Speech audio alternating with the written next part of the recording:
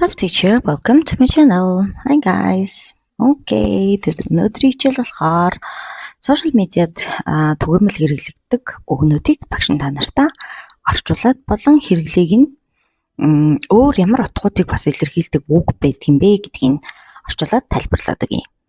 Тэгээд монголчууд Facebook-ыг монгол хэл дээр хэрэглээд байдаг. Тэр нь яг нөгөө оригинал утгаасаа жоохон хазаацсан юм шиг санагдаад байдаг. Хэрвээ монгол хэл дээр хэрэглэдэг бол та нар англи болгоо өөрчлөөрэй. Тэгээд энийг сураад авчвал ирээдүйд амьдрал чинь хэрэгтэй шүү өгнүүд нь. За хамгийн түрүүнд бид нэр пост оруулна гэж ярьдаг тийм. За пост гэдэг үг нь өөр хэд хэд утгыг илэрхийлдэг, өөрөөр нөхцөл байдалд. За ер нь бол хамгийн түгээмэл буюу анхны утга нь гэж ярих юм бол пост нь шуудан загтлыг хэлдэг. За ямар нэг юм илгээхийг хэлдэг. Өгүүлбэрт ороод ирэхээр илгээх гэдэг үйл үг болоод явцдаг гэсэн үг. Мөн ажлын байрыг бид нэр бас пост гэж нэрлэдэг байна. За ер нь бол пост гэдгийн social media дээрх тайлбар нь юу юм гэхээр post is anything you share гэж байна тийм. Share гэдэг нь хуваалцах гэсэн үг шүү дээ тийм. За тэгэхээр пост гэдэг нь таны ямар ч зүйл тийм хэн нэгэнд social media дамжуулан илгээж байгаа, хуваалцаж байгаа зүйлийг хэлнэ.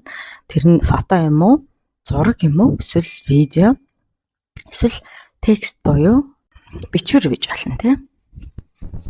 За жишээ нь I posted a new photo today. За пост гэдгийн өнгөрсөн цагны үйл болж байгаа учраас posted буюу өнгөрсөн цагдаар ed залгасан байна.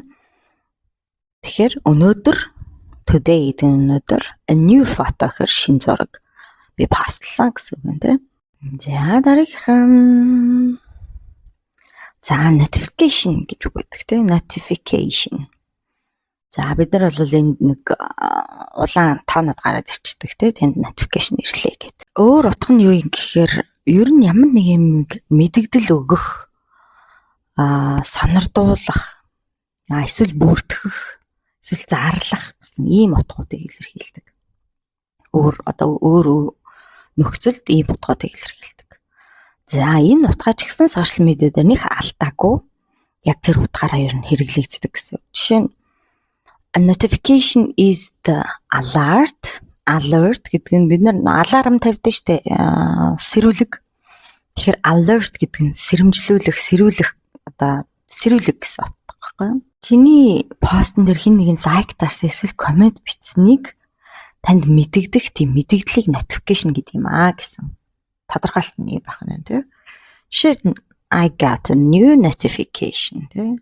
Got өнгөрсөн цаг дээр getting өнгөрсөн цаг нь got болоод хувирсан. Тэгэхээр би авсан гэсэн үг тийм.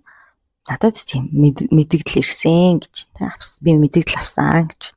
За дараагийн upload. За upload гэдэг үгийн бусад утгууд нь юу юм гэхээр байршуулах, тавих. Тэг ямар нэг юм дээр тавихыг upload гэж хэлдэг байна шүү дээ. За эсвэл ачаахыг бас upload гэж хэлдэг. За бараанууд ачаараа гэх юм бол upload гэдэг үг хэрэглэдэг байна. За to upload means meaning гэдэг чинь утга нь гэсэн үг шүү дээ. Тэгэхээр upload гэдгийн утга нь интернет руу зураг, видео оруулахыг хэлнэ гэж байна. Put your photo or video on the internet. За тэгэхээр ганцхан Facebook биш байх нь шүү. Интернетэд та ямар нэг зураг, видео, ямар ч төрлийн хуудсан дээр ямар нэгэн зураг, видео байршуулахыг upload гэж хэлнэ. Энэ YouTube байж болно, TikTok байж болно, бүх л social media дээр гэсэн үг шүү. За I'm uploading a new reel. За би шинэ reel байршуулж байна гэж хэлж байна тийм. Окей. За DM гэж бид нар ярьдаг тийм. Direct message буюу шууд зурвас. За энэ бол бүх тохиолдолд яг энэ утгаараа хэрэглэгддэг. За a DM is a private message. DM гэдэг нь хувийн мессеж хэлдэг. Тухайн чаталж байгаа хүндэл харагдана гэхээс биш бусад олон нийтэд харагддаг учраас private буюу хувийн гэж нэрлэж байгаа шүү. За хин нэгнээс ямар нэг зүйл авахта мессеж хүлээж авахта send it to me in DM. DM-ээр над руу явуулчаарай гэж хэлдэг те. Бид ямар нэгэн файл ч юм уу зураг хүлээж авах зааж юм те. Profile гэдэг нь бусад ямар утгыг илэрхийлдэг гэхээр ер нь хүний товч намтар, хувийн хэрэг, дээрэс нь хүний гадна төрхийг бас profile гэж хэлдэг. За social ертөнцид болохоор your profile is your page. За page гэдэг чинь хуудас гэсэн үг. Номны хуудсыг ер нь бол page гэж нэрлэдэг. Тэгэхээр your name, photo and bio.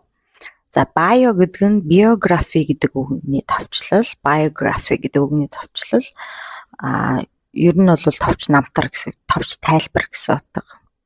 Тэгэхээр profile гэдэг чинь болохоор чиний нэр болон зураг, тэгээд өөрөө чинь тухай товч мэдээлэлтэй зүйлийг хэлдэг бахны, хувийн хуудсыг хэлдэг бахна.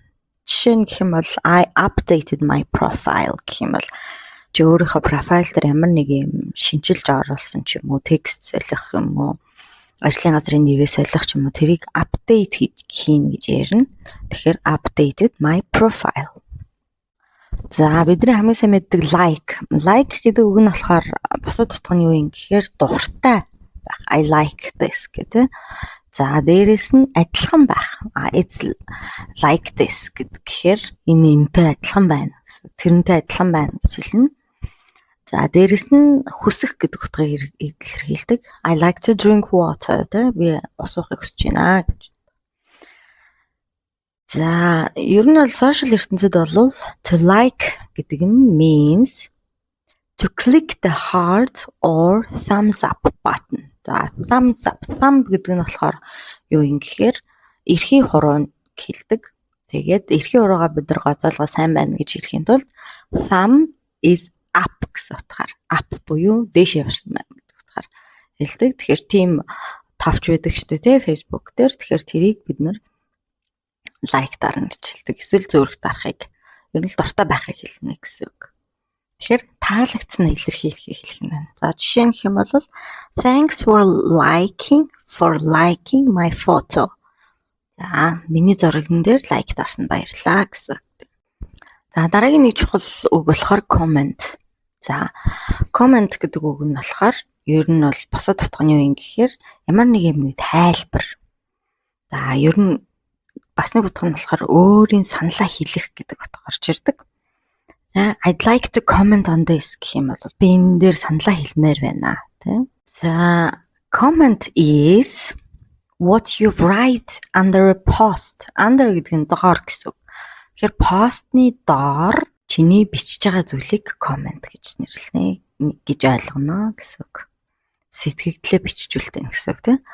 I left a comment on your video. За video on your чиний видеонд доор тийм left үлдээсэн. Тэгэхээр би үлдээсэн комент чиний видеонд доор. Тэгэхээр сэтгэлдээ бичгийг бид нэр комент гэж хэлдэг байна. За share гэдэг.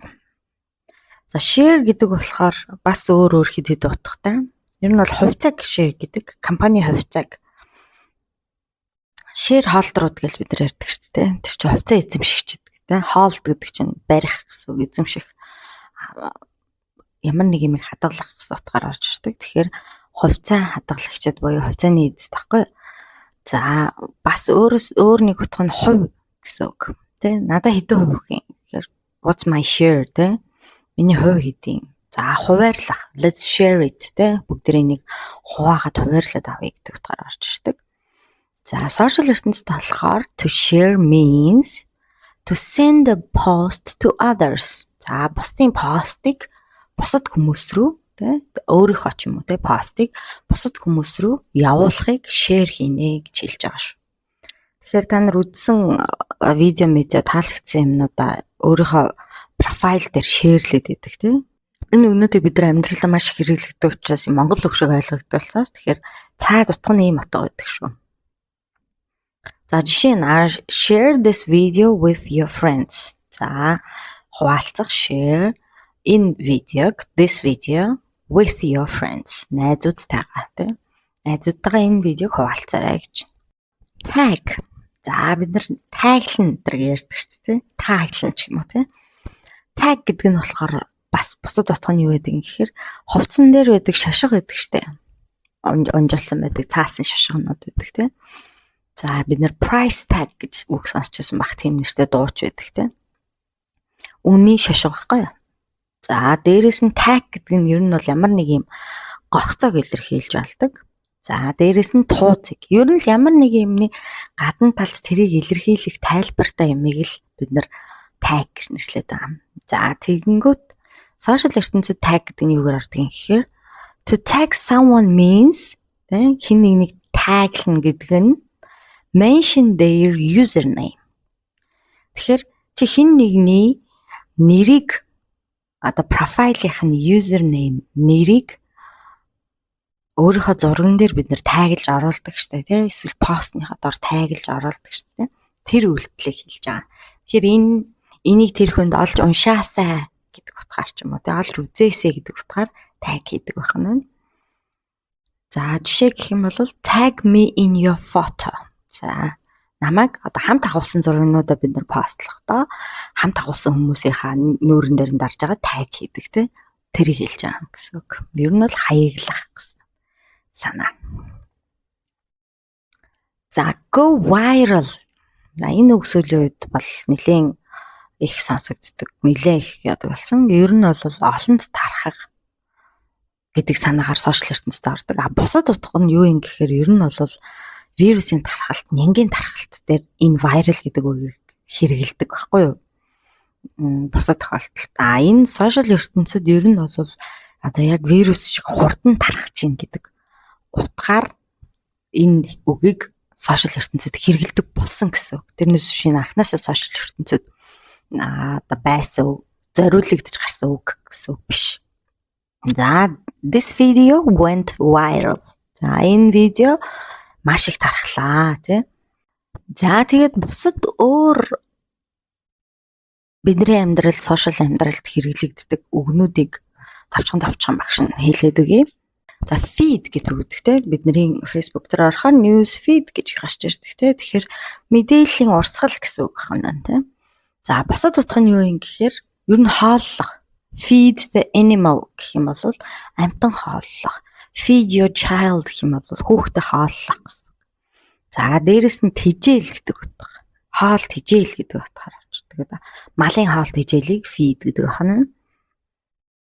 За тэгээд нөгөө мэдээлэл гэдэг утгаараа бас мэдэгдэх тийм ийм утгыг бас агуулдаг байна. Followers. За дагагчид.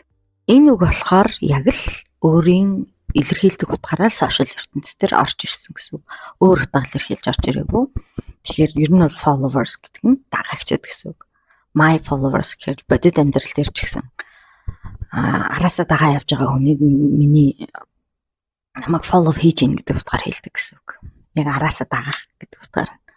За followers, following гэдэг энэ хоёр тустай үг байгааз followers нь болохоор дагагчид, following гэдэг нь болохоор дагдаг хаягууд гэсэн санаагаар сошиалшн дээр орж ирдэг. Яг үйлдэл гэдэг үйл үгээр болохоор дагаж байна, дагаж явах гэсэн утгаар орж ирдэг. Mention гэж юм те. Бид нар хин нэг меншндэх, ямар нэг газрыг пэйжийг меншндэх гэл пост ихтэй оруулж болдог штэ. Тэгэхээр ер нь бол дуурдах гэдэг утгаар орж ирнэ. Өөр утгууд нь юу байдаг юм гэхээр ямар нэг юмыг нэрлэх тийм. За чи тэр улс хотоодыг нэрлэх гэх юм бол хэлж болж юм. Эсвэл яг тэр үед хин хинтэй хамт байсан тэрийг нэрлэх гэдэг юм бол mention гэдэг үг хэрэгжилж болдог байна. Эсвэл he mentioned that. He mentioned me that гэх юм бол тэр надад нэрийн тэр талаар дурдаадсэн шүү. Тэр талаар надад хэлээд байсан шүү гэдэг утгаар бас ашигладаг гэсэн үг шүү. За story. Story гэдэг үг нь болохоор түүх, өгүүлэг, яриа гэдэг утгыг бас илэрхийлдэг. Бидний сошиал медиа дээр хийдэг story-наас тусдаа утгууд нь юу юм гэхээр ер нь бол tell me about your story. Tell me your story гэх юм бол надад өөрийнхөө түүхийг яриач. За эсвэл ямар нэг болоод өнгөрсөн явдалд яг юу болсон юм гэж асуухад what's the story тий яг юу болоод өнгөрсөн гэдэг утгаараа хэрэгэлдэг гэсэн. За reel shorts эдгээр нь болохоор богино видео. Гэхдээ reel гэдэг үг нь болохоор ер нь үндс утга нь болохоор дамар гэсэн. За тэгээд найгах, гуйвах гэдэг утгыг бас илэрхийлдэг. За live stream гэж үг байдаг тийм. За энэ болохоор шууд дамжуулалт. Энэ сошиал медиа дэлгэрхээс өмнө энийг телевизэд хэрэглэдэг байсан. Телевизийн шууд дамжуулалтыг live stream гэдэг гэсэн. Scroll гэдэг нь ер нь болохоор доошоо гүйлгэж харах гэдэг утгаар сошиал дээр ордог. Бусад утга нь юу юм гэхээр ер нь бол хуйлах. Ямар нэг юм scroll that paper гэх юм бол тэр цаасыг хуйлаатах гэсэн. За дээрэс нь эргүүлэг гэдэг утга байдаг. Ер нь л эргүүлэг, мушка гэсэн утга.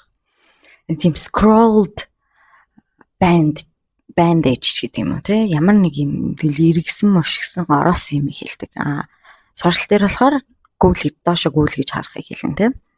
За swipe эргүүлэг те. Ямар юм нэг хөшүүрэг хүчтэй цохих гэсэн утгыг өөрөөр утгуудыг илэрхийлдэг. Бид нар юун дээр болохоор сошиал дээр болохоор гүйлгэж солих те баруун зүүн тийш swipe хийгээрэй гэл. Тэгээд дэлгэцээ бид нар хуруугаараа баруун зүүн тийш swipe хийн гэж ярьдаг те. За follow back. Энэ Instagram дээр байдаг үг те. Буцааж дагах гэсэн. За энэ бол яг энэ утгаараа орж ирдэг. Unfollow гэхээр бас дагахаа болох гэсэн үг тийм. Урд нь un гэд үгүйсгсэн өгтөр гараад ирж байгаа гэсэн үг. За block гэж байдаг тийм. Blocklох гэж бид ярьдаг тийм. Block гэдэг нь бас өөр ямар утгыг илэрхийлдэг юм гэхээр бөглөрөл, саад гэдэг утгыг илэрхийлдэг. It's blocked there гэх юм бол тэндээ ингээ бөглөрцөн болцсон байна гэсэн үг. За ямар нэгэн саад дотор байгааг бас блок гэж хэлдэг байх нь. За хорооллыг хэлдэг байх нь. Ер нь бол тэдгээр блок, эдгээр блок гэж ярьдаг. За барилгын хавтан бас нэрлэдэг. Ер нь бол барилга барихад суурийн блокуудын өрнө гэж ярьдаг шүү дээ, тийм.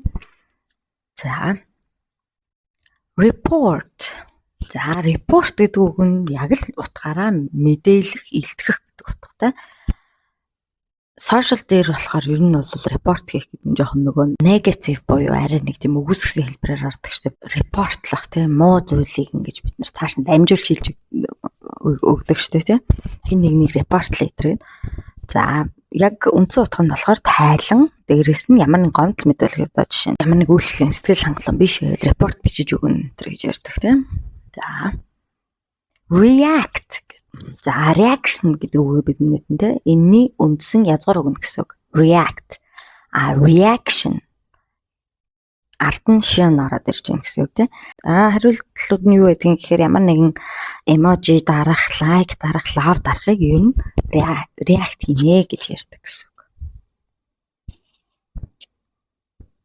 За контент хийдэг одоо YouTube дээр контент манцад хийдэг улсууд бол энэ үгнүүдийг бас мэдээд авчих хэрэгтэй. Caption гэж байдаг. Caption гэдэг нь болохоор зураг, видеонд орох тайлбарыг хэлдэг. За янз бүрийн пост оруулахдаа хүртэл бид нар ингээд юм тайлбар бичдэг штеп.